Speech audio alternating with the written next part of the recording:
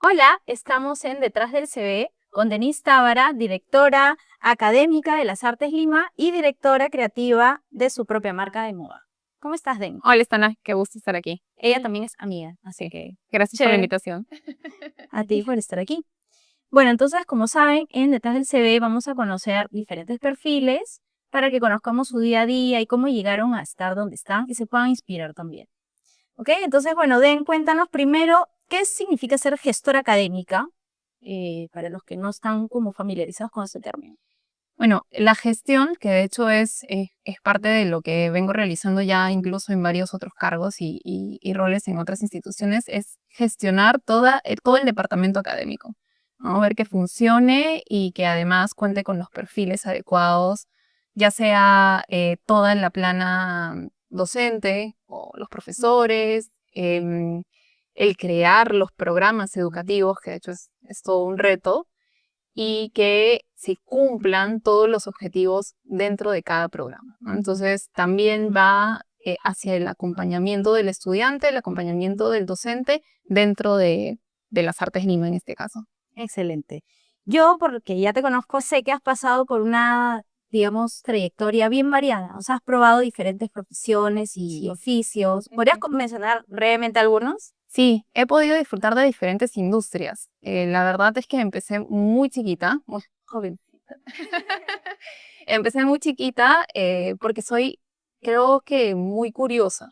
Y esa curiosidad, además de meterme en problemas, también me ha llevado a tener grandes soluciones y alcanzar diferentes logros en varias industrias, ¿no? He estado en la industria de la gastronomía, he estado en publicidad, he estado en marketing, bueno, moda, que es como en la industria en la que aún estoy y que mi trayectoria se enfoca un poquito más hacia esto, porque tengo muchos años. He estado, bueno, ahora estoy en el sector educativo. He podido disfrutar también de industrias un poco más pequeñas, pero que igual han sido importantes en mi vida, ¿no? Desde la artística, me encantan las expresiones artísticas, y también en la deportiva, pero sobre todo como usuario. Por ejemplo, ¿qué deportes? Varios, empezando por natación, luego he estado en básquet, he estado en karate, he sido atleta. Luego he llegado a uno de los deportes que hasta ahora me acompaña, que es el ajedrez. He sido, bueno, ciclista, luego ya me he quedado con ciclista urbana. Em, y ya está, creo que, creo que esos han sido todos. Has hecho un montón de cosas. He hecho varios, sí, varios. Excelente. Por parte de tu identidad curiosa, ¿no? Exacto. ¿Cómo eras tú en el colegio cuando eras niña? Ujú. ¿Siempre tuviste así intereses diversos o tenías de repente alguna afición más marcada? Sí, he sido súper curiosa desde pequeñita y la verdad que recuerdo con mucha emoción toda mi etapa infantil porque mi curiosidad se ha ido también desarrollando o despertando porque he tenido unos papás que me han permitido, ¿no? Entonces, me han permitido experimentar, explorar desde las diferentes expresiones artísticas, ¿no? O sea, he estado en dibujo, he estado en pintura, he estado en danzas, aparte de todas las disciplinas deportivas que te he comentado, en manualidades, en repostería, desde chiquita, ¿no? Entonces, en la natación empecé a los 4 años. Ya en primero de primaria estaba explorando la costura porque tengo una familia por parte de mi mamá que les encantaba lo artesanal. Mi abuela, Hilda Marina, ella era modista, pero tenía mis tías, una era también modista, la otra bordaba increíble, mi tía Chelita, y mi tía Lali, que sí la llamamos con, o sea, mucho cariño, era todo lo que tenía que ver con manualidades. Entonces hacían unas flores de papel hermosas. Ya te imaginas mis trabajos en la primaria, eran lindos porque ellas nos ayudaban. Entonces, tengo una tía que era cantante porque mi abuelo, por parte de mi mamá, es cantante. Ha ganado varios concursos de vals también. Ahora tiene 101 años. Ha sido deportista. Entonces, y por parte de mi papá, tuve mucha más relación con mi abuela, no con el papá de mi papá, pero mi abuela, a pesar de que en su mundo no había el arte en sí, ni las disciplinas deportivas, ha sido un claro ejemplo y fue un roble porque venía del campo. Entonces, era de las que les fascinaban las plantas, la que hablaba con las plantas, las cuidaba, la que criaba animales. Entonces, esa mezcla, esa combinación ha sido riquísima para no aburrirme. Y si me aburría, me creaba algo. Entonces, de chiquita, en mi casa había muchos niños. Mi mamá me daba permiso para hacer pijamadas, para hacer fiestas, para ver películas, ¿no? Entonces, había niños y niñas. Todo el tiempo mi casa estaba llena de niños. Entonces, eso para mí era súper lindo, divertido. Jugábamos a la tiendita. Creo que vendíamos de todo. Y jugábamos PlayStation también, con algunos otros amigos hacíamos campeonatos. Entonces, todas esas experiencias creo que han contribuido a que hoy pueda tener una mirada mucho más holística, no solo de la profesión, sino de la vida. ¿Tu mamá y tu papá qué profesiones tenían? Mi papá es contador y mi mamá no terminó, tuvo estudios truncos en administración, pero siempre trabajó de manera independiente con algún emprendimiento. Pero su fuerte siempre estuvo enfocado a la labor social. Entonces, eso la llevó a liderar incluso la Asociación de la Mujer en Talara, porque yo soy norteña para empezar. Norteña de un distrito que se llama La Brea Negritos, el cual me siento súper orgullosa y siempre hablo de La Brea Negritos porque está geográficamente ubicado en la punta más occidental de América del Sur. Está el último atardecer de Sudamérica. Entonces, y mi papá, además de ser contador y de tener una historia de crecimiento importantísima, o sea, admiro mucho porque, como te mencioné antes, venía del campo, no fue fácil para él, además, lograr titularse, poder estudiar una carrera por esfuerzo y mérito propio, ¿no? Empezó a trabajar desde muy chiquito, de los 12 años, 14 años, también en cocina. Entonces, pero de esa manera pudo como recursearse y vendiendo periódicos, ¿no? Conozco toda la historia desde él y también desde mi abuela. Y fue boxeador. Wow. El deporte que más le atrajo fue el box, pero también fue una manera de lograr un poco de economía para luego pagar sus estudios, ¿no? Él es contador público colegiado, luego con una maestría en finanzas y le apasiona el sector público, entonces ha destacado en varios cargos ya desde el gobierno.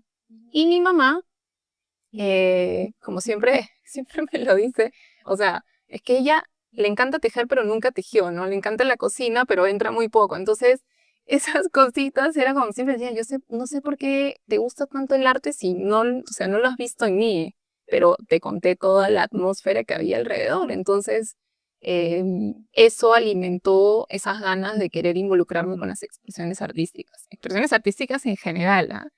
No sé si te pasaba a ti, pero yo era de las que les hacía shows a mis papás. Qué lindo. O sea, los sentaba una tarde o de pronto si es que era Halloween o si es que era Año Nuevo, yo iba, me vestía de alguna artista, ponía la música y me ponía a bailar. Entonces les hacía el show. Y muchos de esos shows están relacionados también con la música clásica porque me encanta, por mi mamá me encanta la música clásica. Entonces les hacía como que el baile de ballet, pero ahí no había ese alcance, no podía yo estudiar ballet, no habían talleres o si habían o los pocos que habían eran un poco costosos, ¿no? Pero yo me inventaba el espacio que estaba en un teatro y era mi actuación final. O de música también cantaba, me encantaba la música criolla. Entonces, todo eso creo que es valioso en la etapa del niño, ¿no? Hoy les recomiendo al 100% a mis amigas o a las mamás que llevan a los niños a la escuela, a las artes, que en verdad lo vean no solo como un pasatiempo, sino como parte de esa construcción de su personalidad, como ayudarlos a mejorar, a desarrollar habilidades, a desarrollar capacidades, autoestima, confianza, o sea, todas estas cosas que no necesariamente las logra desarrollar en el cole, ¿no? Porque también hay niveles en el cole, ¿no? Depende qué tipo de colegio y si está en el sector público o si es el privado. Y tus papás, o sea, te han apoyado en cada una de estas cosas que has Cada una de querido. las locuras. Sí, Excelente. sí, tanto así que siempre les cuento esto a mis amigas porque a veces dicen, ay, pero como que de dónde te surge todo esto. Y mi mamá tenía una regla en la casa, ¿no? Se suele hablar de que no rayes las paredes, no, niño, no rayes las paredes, o por favor, en tu cuaderno, que no sé qué. Entonces mi mamá tenía una regla y me decía, tu cuarto, todo lo que quieras, ¿ok? De la puerta para acá, nada. Entonces las paredes de mi cuarto sí estaban rayadas. Entonces estaban pintadas. Además yo le pedí de manera especial que mi habitación fuera un lienzo vivo. Entonces mis paredes, mi cama, mi piso, mi closet, todo era blanco, porque estaba listo para que yo lo intervenga. Entonces rayé mi piso, mi cama, mi closet, las paredes, todo lo que podía. Lo rayé, ¿no? O sea, era mi arte, Ajá. pero hacía eso. Entonces mi mamá, la verdad es que ahí fue, bueno, siempre digo que es una mujer de otro planeta porque es muy visionaria, ¿no? Entonces contribuyó y alimentó mi espíritu creativo. Ujú. Genial. ¿Tuviste alguna duda cuando ya te metiste más al tema de la moda o cuando ya estabas como en la gestión académica? ¿Has tenido tus momentos como de dudar de ti misma, de, no Sí, puedo hacer? claro, claro. Y hay, o sea, en varios momentos de mi vida, pero el más fuerte, que lo podría llamar como que una crisis, fue cuando renuncié a un trabajo porque eh, de alguna forma no me gustó la respuesta de quien fue mi jefe en ese momento. Y dije, ok, este es el momento para irme y voy a tomar una especialización en el extranjero. Ya hace tiempo estaba buscando una especialización, no la encontraba aquí. Vi una escuela en Barcelona, me encantó. Le conté a unas amigas y busqué de alguna forma que ellas pues también se integren a este viaje. Entonces no fui sola a mi primer viaje a Europa, era la primera vez que iba a viajar. ¿Cuántos años tenías? Ahí tenía 24 o 25 años, más o menos. Y cuando regresé, después de haber invertido todo, ¿no? Porque la verdad es que llegué así, una mano adelante y otra atrás. Todo lo que obtuve después de renunciar a este empleo lo aposté en estas 2 especializaciones que hice, además esos 10 días que me quedé en Europa y viajé, conocí ciudades, ¿no? Lo invertí para tener un poco más de información más allá del aula. Vine y yo me acuerdo de esa llamada que le hice a mi mamá y llorando y le dije, creo que me he equivocado, no debía haber renunciado. Y me decía, pero, ¿no? Entonces, ese momento fue crítico. Yo vivía sola, me independicé a los 23. Yo empecé a asumir absolutamente todo, ¿no? Vivía sola aquí en Lima, me hacía cargo de mí en absolutamente todo, ¿no? En ese momento yo dejé de pedirle a mis papás lo que ellos normalmente estaban enviándome para terminar la carrera. Entonces yo regreso de Europa y me veo así, ¿no? Me veo como así, el mundo, y yo sola y dije, ¿ahora qué voy a hacer? Fue un momento difícil, ¿no? Entonces era como, hice esa llamada y me cambió el enfoque, ¿no? Entonces me decía, pero acabas de llegar de una especialización, tienes conocimiento que otras personas no tienen aquí, has tenido tu primera experiencia laboral profesional en esta empresa, bueno, era un retail, es un retail, todo lo que has podido hacer ahí, con lo que has aprendido ahora, o sea, estás en un mejor momento, me decía mi mamá, ¿no? Entonces, yo no lo veía desde ese lado. Sí fue difícil, tuve ahí unas semanas difíciles hasta que logré salir de esa crisis. Y allí empecé, ya estaba dictando clases, ya estaba dictando en ese momento y ya, la verdad, Clases de diseño de moda. estaba dictando producción de eventos de moda, porque había hecho una especialización en eventos y justo un profesor había dejado de dictar en la escuela donde yo estudié. Entonces me invitaron a hacer ese reemplazo, ¿no? Entonces lo acepté, me encantó. Sentía que tenía las condiciones, la habilidad, el conocimiento y la experiencia para hacerlo. Pero claro, eso fue un año antes de que me vaya a Europa. Y claro está que dictando clases, o sea, tú no, en este país es difícil vivir solamente de ser profesor, ¿no? Es muy difícil y la verdad es que que además es lamentable que muchas veces el pago a los profesores sea, o sea, es como un chiste, ¿no? Una broma, sabiendo todo lo que hay detrás, fuera del aula, o sea, antes, durante y después. Entonces es como, bueno, tenía que conseguir algo más. Y con la marca, todavía no la había lanzado. De hecho, empecé a trabajar en ello cuando vine de esta especialización. Hice mi primera muestra. Entonces empecé como a remar otra vez y a salir, ¿no? De esa crisis. Qué bueno, todo me pudiste salir. ¿Cómo sería o cómo es un día a día en tu vida laboral actual? O la semana, debe ser muy variado. Sí, la verdad es que no es que tenga.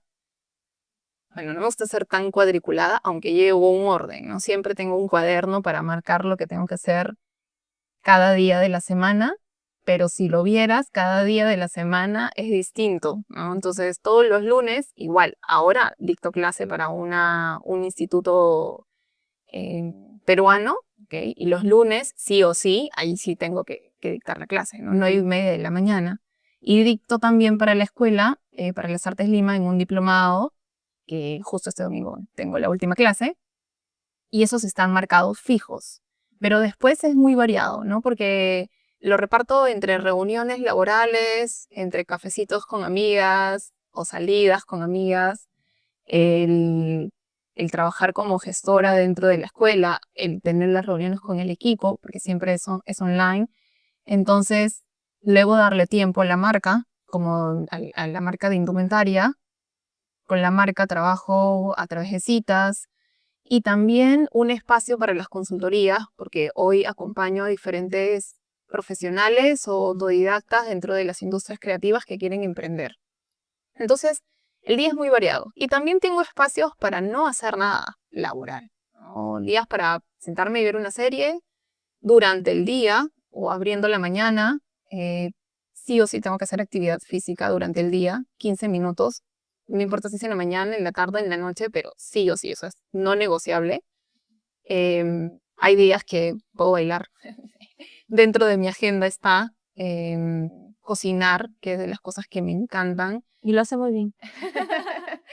Entonces es muy variado, pero sí llevo un orden, ¿no? Para que no se compliquen luego los días, porque obviamente hay actividades que son fijas y otras que hay que salir de la oficina. Entonces Lima igual no es que esté todo cerca. Y creo que además eso siempre lo recomiendo, ¿no? Poner todo en papel. Papelito manda, ¿no? Y luego correíto manda, ¿no? Entonces como lo que hay que formalizar hay que llevarlo al correo. Genial.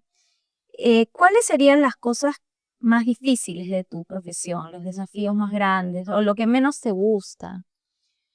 Lo que menos me gusta, en verdad ya por filosofía, o sea, yo siempre tengo algo en clave. Sea con paga, sin paga, si digo sí, aprendo a que me guste, porque me encanta disfrutar el proceso. O sea, eso es algo que además lo he aprendido ya escuchando a otras personas, incluso a neurocientíficos y toda esta ola que ahora hay mucha información rica de cómo funciona nuestro cuerpo, cómo funciona nuestro cerebro. Entonces ahí es como un poco de, igual, si no me gusta y tengo que hacerlo, me doy una orden y para que sea de mi agrado, cambio el enfoque. ¿Ok? De las cosas difíciles que creo desde la carrera, por ejemplo, ya en general creo que son los números. A mí me gustan las matemáticas, pero creo que son los números porque hay una idea errada de que ser diseñador es solamente ver la parte creativa, los dibujos o la ilustración, ¿no? La parte más visual. Pero si eso no tiene una hoja de control, no tiene un Excel de costos, si no tiene metrajes, si no tiene nada de este soporte que va en números, en verdad solamente se va a quedar en la pared de tu cuarto. Entonces, esa parte creo que es clave. O sea, creo que todas las profesiones necesitan desarrollar estas materias dentro de los programas, que puede ser modelamiento financiero, llámese costos y presupuestos, bueno, como quieran llamarlo, pero es clave. Ya sea que vayas a emprender o no, porque eso también es otro punto que hoy creo que se pone de moda, el emprender es lo mejor. Y no necesariamente. O sea, trabajar en un corporativo y una empresa también enriquece tu proceso de aprendizaje, tu desarrollo profesional. Y puedes dedicarte solo a eso o puedes sentir que llegado un momento lo diste todo, lo dejaste todo en la cancha para el corporativo y crees que estás listo para emprender. Porque no es sencillo emprender. Es de valientes, porque hay que resistir. No hay que resistir los primeros 3 años. Entonces, también eso es importante. Hoy los creativos, cuando estamos estudiando y luego terminamos, decimos, sí, vamos a emprender. Claro, hacemos cosas lindas, productos lindos, pero si no hemos visto toda esta parte de gestión, toda esta parte de marketing, o sea, cómo hacemos que ese producto conquiste mercados, o si es que lo vamos a hacer online, si es que lo vamos a hacer presencial. Entonces hay que acompañar todo ese aprendizaje, y se los digo igual a los chicos creativos, que a la par de sus clases siempre vean talleres, cursos, programas que tengan que ver con gestión, que tengan que ver con modelamiento financiero, con costos y presupuestos, si es posible cursos de economía, o sea que en verdad si es que buscan emprender, lo tomen en consideración y que antes de emprender tengan por lo menos una experiencia dentro del corporativo para otras empresas. Excelente. Ahí con eso cubrimos la parte del consejo. Creo yo, ¿o hay algún otro consejo que te gustaría dar a los jóvenes o adultos que están explorando el camino profesional? Sí, creo que es importante entender que no lo sabemos todo, que en algún momento quien alcanzó el éxito fue novato, que no se aprende de la noche a la mañana y que la teoría sigue siendo teoría hasta que llega a la práctica. Entonces, salir de sus espacios, ir donde está el posible consumidor o conocer la ciudad en donde están viviendo, disfrutarla en diferentes aspectos. O sea, si tienen auto, genial, pero por lo menos una vez en su vida hagan una caminata de distrito a distrito para ver cómo perciben el espacio desde sus 2 patitas.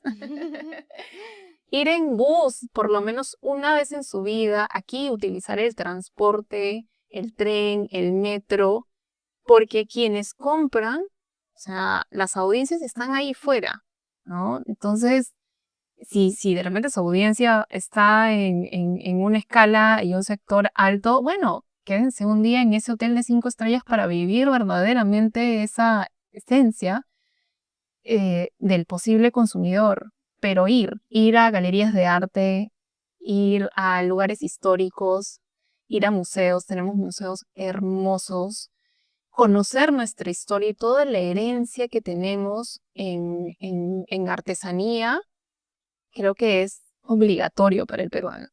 O sea, hoy estamos en el ojo del mundo, pero muchas veces desconocemos y solo sabemos sobre Machu Picchu y nada más. Y el pan con chicharrón. Y el pan con chicharrón ahora, o sea, que está bien, pero el Perú es un país bendecido, o sea, a nivel de continente. O sea, tenemos una historia riquísima, por lo tanto también es parte de nuestra genética. Entonces ir a museos, al Museo de Oro, al Museo del Arco, al Museo a Mano, que me encantan, o museos con acceso y gratuitos en el centro de Lima, ir y sentarte a ver, ¿no?, toda la arquitectura que tenemos en el RIMAC, en el Cercado Lima, en la misma Victoria, pisar lugares en donde hay movimiento comercial, conversar con los taxistas, conocer la historia de las personas, en verdad los pone en una posición de ventaja. Creo que eso es clave. Al final, para resumirlo, es vivir. ¿Okay? Y vivir desde lo físico hasta lo digital. Siempre hay que buscar ese equilibrio. Excelente, Den. Muchísimas No, gracias a por ti. todo. Gracias a ti. Agallo. Listo, damos por finalizada. Nos vemos en el siguiente episodio de Detrás del CV.